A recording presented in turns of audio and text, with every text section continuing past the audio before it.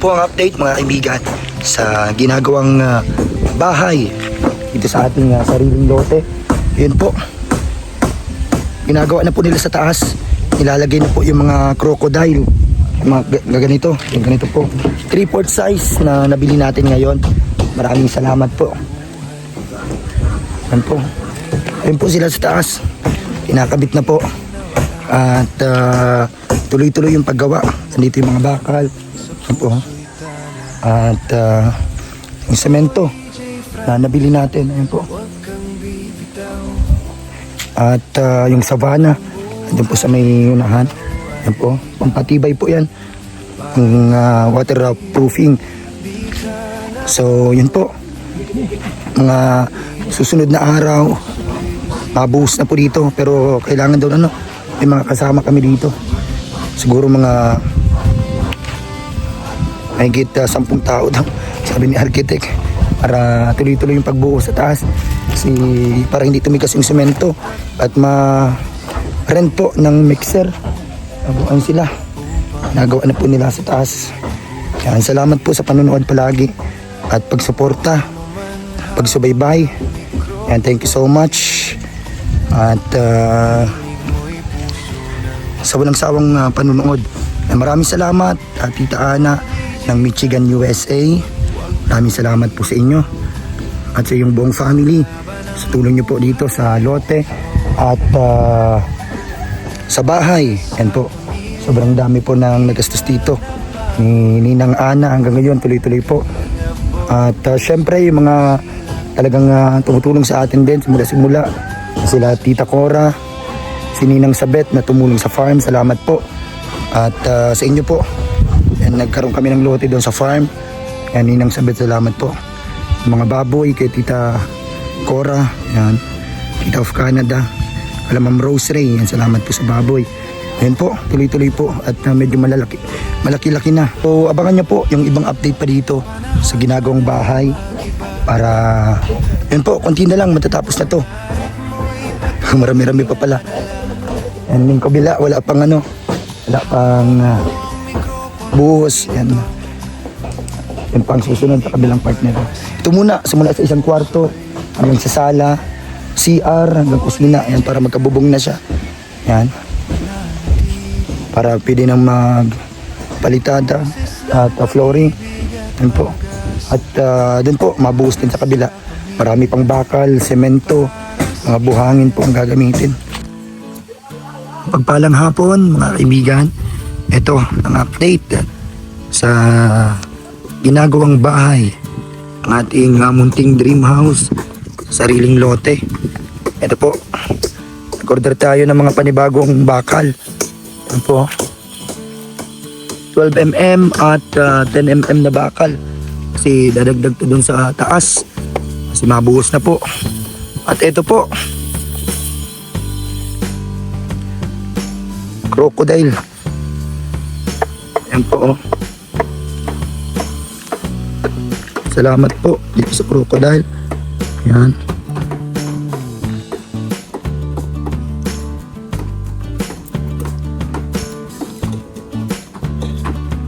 Twelve na piraso po ito lahat.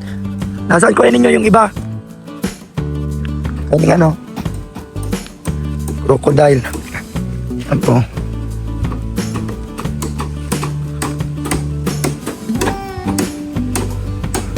Gagawa lang po sila sa taas.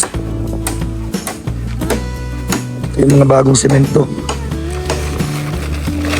Nadagdag. Pitin natin. Po.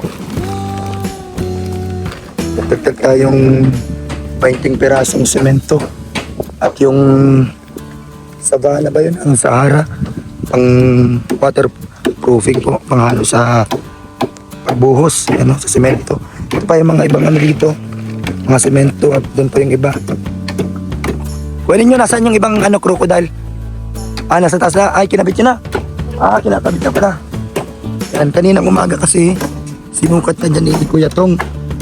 Yung mason. Kung ilang piraso ang kasya dyan. So, yun kinakabit na pala nila sa taas. Ayan po, yung apat na gumagawa. Nasa taas. Kinakabit na yung crocodile. Yan po. Shoutout natin. Maraming salamat po sa patuloy na panonood at pagsuporta. At sa lahat po ng mga viewers.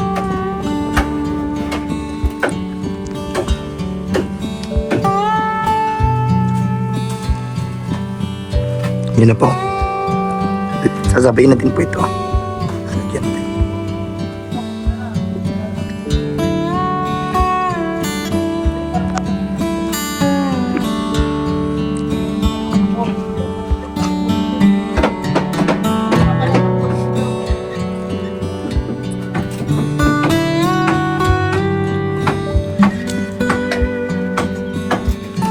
So ito yung iba. Yung iba po nasa taas na pala. Bali 12 piraso to binili natin ngayon. Maraming salamat po. Ano? Shoutout po kala Ninang Ana ng Michigan, USA at sa kanyang buong family. Salamat po sa pagsuporta. And shoutout din kala Tita Cora, kala Ma'am Rose Ray, sa lahat po ng mga sumusuporta sa ating mga upload. Sumusubaybay pa rin araw-araw at nag-aabang ng mga upload natin. Salamat po.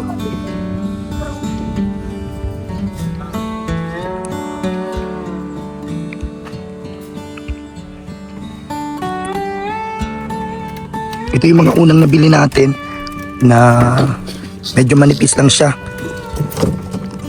Hindi pala ito pwede dyan sa taas kasi malambot. Kaya yung 3/4 size ang binili ko po. Nasa 905 pesos ang isa. So 12 piraso po yun. Plus nagbili tayo ngayon mga semento, bakal, at yung sabana. Yung parang Sahara din siya. Nasaan nakuha ninyo yung panghalo? Yung yung Sahara ba yun? Sabana? Sa loob. Busy na sila. Pero sabi ni architect, kapag magbuhos, dapat maraming dito kasama. Tulong-tulong sa pagbuhos. Kasi para hindi tumigas sa semento. At marenta pa kami ng mixer. Tingnan namin dito kung saan magkakanta. Ito po. Ano po dito? Ito po yung kusina. Ang ganda na. Abot na po dyan. Parang yung pinagawa ni Ninang Ana na dirty kitchen natin. Merong lalagyan natin dito ng kung kalahati niya po ay steel matting. Kasi yung iba po dyan, semento pa po yung iba. Kapantay nun. Yung CR. Yan po, kunti na lang to. Pagkatapos nila mabuhusan to lahat yan, magkakabubong na siya.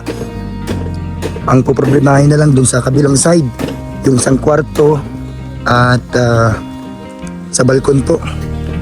So ito yung magiging exit po. Labasan dito po.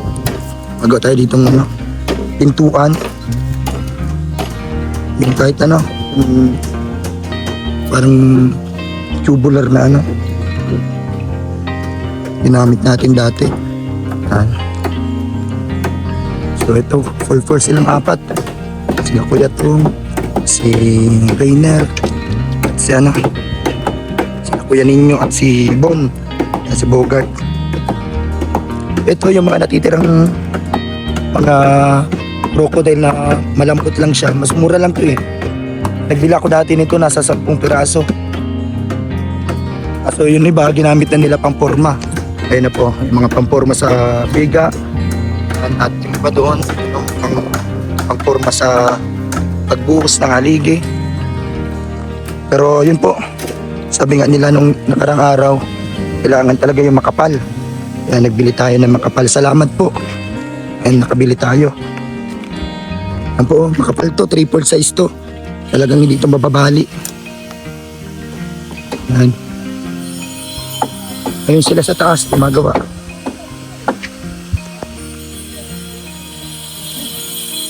Salamat po sa mga nanonood ng vlogs natin. Ito yung kahoy dito. Yung iba nagamit na nila. Ayan po sa pagporma doon sa taas ng kusina. Ayan po. Ito. Yung mga natitirang kahoy magagamit pa to. Yan sa apakan nila. Mga patungan dyan. Ayan po. So yun po.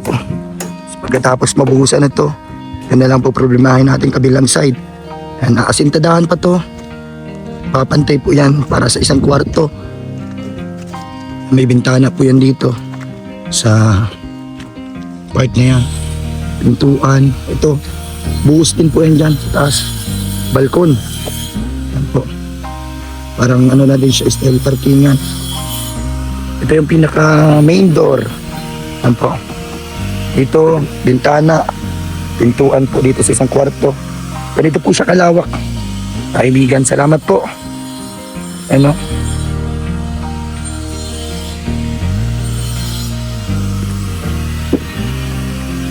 Andun sila sa taas. Walang hagdan, hindi tayo makaakyat. Yan po guys. Ito yung kwarto natin dito. Ito yung malawak-lawak po. Yan pang family. Isang kwarto na lang po dito sa loob para malawak siya. Ito sala sa part na to. Yan. Malawak naman po yan. Diretso dining na rin. At ito, pagpasok dito, CR na po doon. Naglalagay ng pintuan. Ang kunti na lang po. At mapupuno na yung asintada dyan. Yan po, nilagyan na nila yung mga kahoy. Buti nakapili tayo ng puno at kinso. Kinso ng mga kahoy, ng nyog. Ito yung kusina. Malagay dito ng lababo at lutuan. At yung simple lang po. At yun. Na ano dito, pwede na ma-finishing, flooring. Yan lang po yung mga problema dito. Mga pintuan, pintana.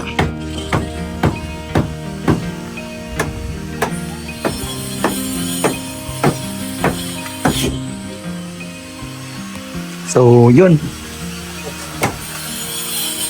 Ngayon sila sa taas. Talagang kinakabit na nila yung mga pangporma. Yan, no? Nilapat nila yung crocodile para abuhusan na po yan. Para may bubong dito. Yan.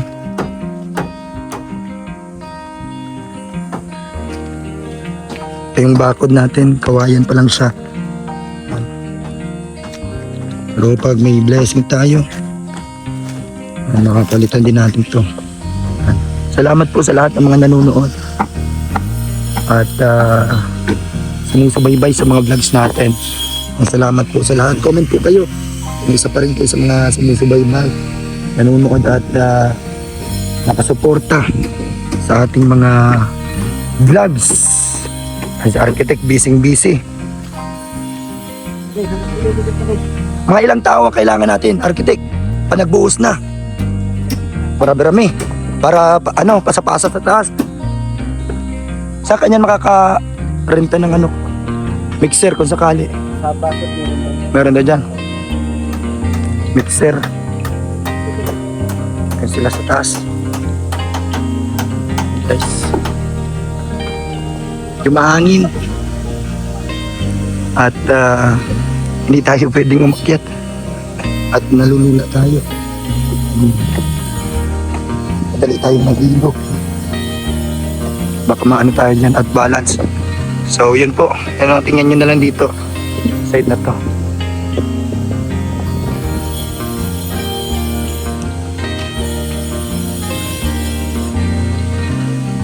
And kunti na lang makukumpleto na nila yung crocodile. Ayun po.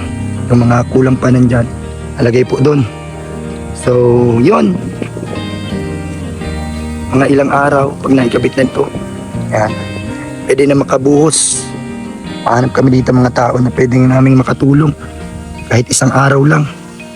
Sabi ni Kuya ninyo dapat mga 10 daw sila eh. Yan, sabayan ko din yung kapatid ko. Yung pinsan kung walang gawa. Tapos kami nila Ate Grace, nila Abby. Yan, matulong din kami dito pagbuhos na. Nagbuhos.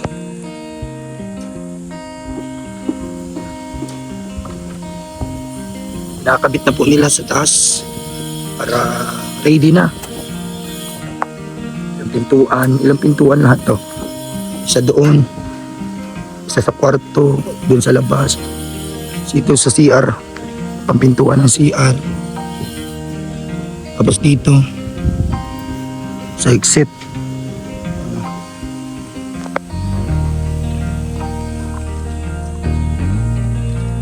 Ito yung mga buhangin pa dito na order natin. Marami-rami pa to. Ito yung gagamitin sa pagbuhos. Ihalo pa to sa mixer. Ito yung mga hollow blocks. Yan, sakto na po ito sa pag-asintada dyan sa taas at doon sa may isang kwarto. Yan po. Pag kinulang, madagdag pa tayo, kaibigan. So yun po.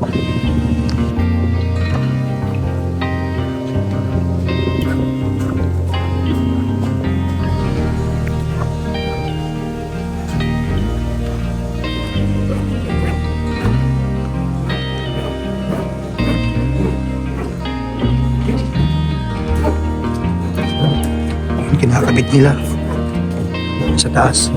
Ayan po.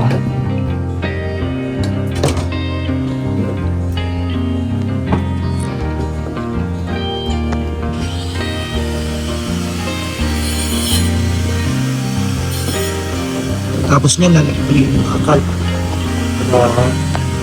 Tibay po yan. Marami pa mga ilalagay po dyan sa taas. Hindi natin makita. Nasa baba tayo. Yan po. Doon sila.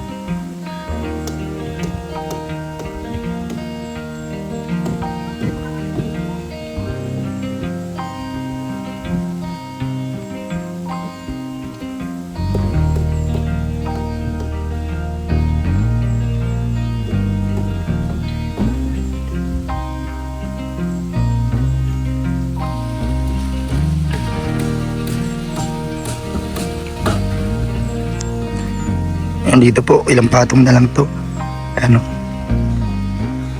Hanggang doon, pantay na siya. So ito yung natitirang space dito na parkingan ng sasakyan or kung ano pa po, medyo malawak-lawak pa naman po. And salamat po sa lahat ng mga nanunood. Sana huwag kayong magsawa kahit bihira tayo mag-upload. Ito pala yung Savannah. Isang box. Binili natin. Yung gagamitin kasi ito. Yung patibay. Hindi tumagas ng tubig. Yung nag-semento na doon.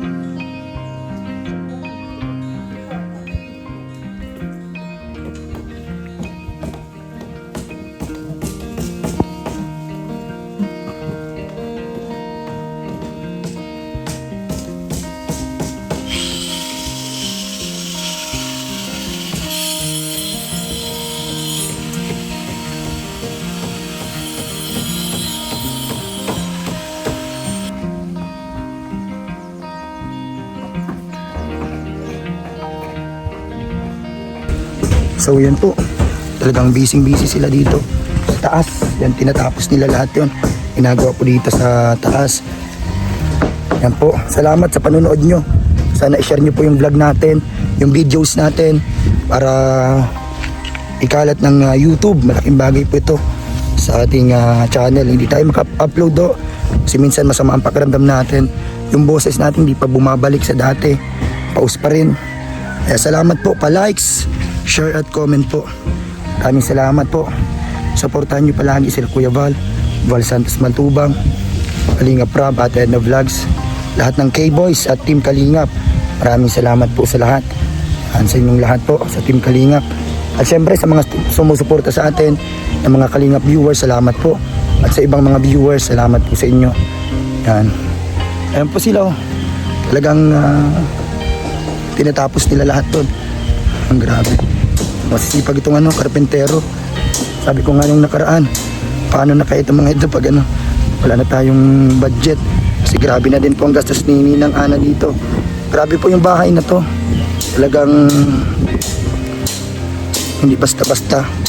Lalo na po yung mga nilagay po sa ilalim ng mga bakal. Yan.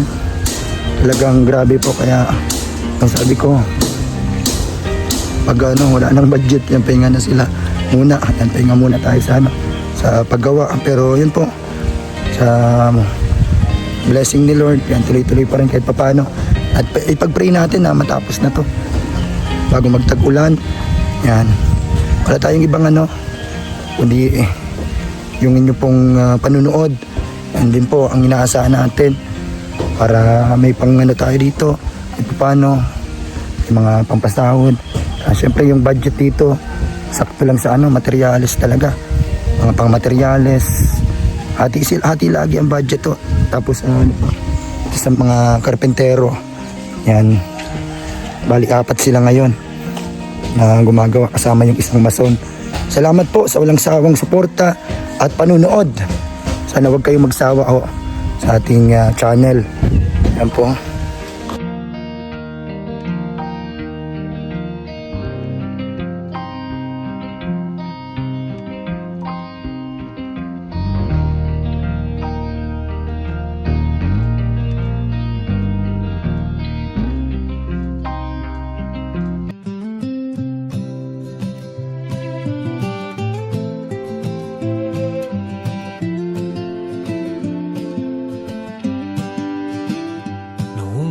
Boses mo ang aming gabay sa radyo'y bituin sa dilim ng buhay. Ngayon ay tahimik, ngunit di nawala. Pag-ibig mo tapang sa puso'y tala. O DJ Franz, huwag kang bibitaw sa laban ng buhay. Ikaw ay ilaw para sa pamilya, di ka napagod. Kalingap boy, puso'y busilak at tapat sa Diyos.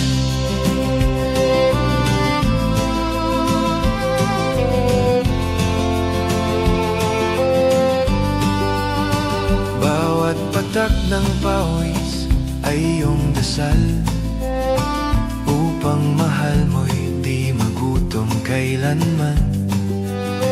Di mo man hawak ang mikropono ngayon, tinig mo'y puso ng Kalingap Nation. O DJ Franz, huwag kang bibitaw sa laban ng buhay. Ikaw ay ilaw para sa pamilya, di ka napagod. Kalingap boy, puso'y busilak at tapat sa Diyos.